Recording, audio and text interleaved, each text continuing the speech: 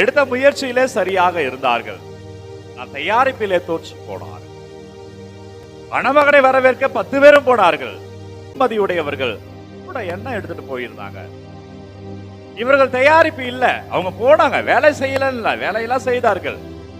ஆனால் அதுக்கு தேவையானதை அவர்கள் எடுத்துல. தயாரிப்பு இல்ல அன்பர்களே, அங்கு செல்வதற்கான தயாரிப்பு இல்லை. ஆனால் சென்றார்கள்.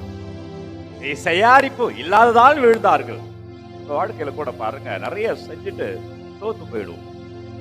இதனுடைய பலன் வராது. என்னன்னு யோசித்து பாருங்களேன். ஏதாவது ஒரு சிறு இடத்துல அதை நம்ம தவற விட்டுருப்போம். அதை சரி செய்ய ஆண்டவர் அழைப்பு எடுக்கிறார். உன்னை தயாரி. ஒரு தொழில் செய்றீங்களா, அதுக்காக நீங்க தயாரிக்கணும். நீங்க ஒரு திட்டமிடல் வைக்கிறீங்களா, அதற்காக தயாரிக்கணும். ஒரு பிள்ளைகளுக்கு இந்த நாள்ல கல்யாணம் வைக்கணும் நீங்க முடிவு பண்றீங்களா, அதுக்காக தயாரிக்கணும். ஒரு வீட்டுல உள்ள பிள்ளைகளை டாக்டராவோ இன்ஜினியராவோ கலெக்டராவோ மாத்தணும்னு நினைக்கிறீங்களா, இன்றையிலிருந்தே அதுக்காக தயாரிக்கணும்.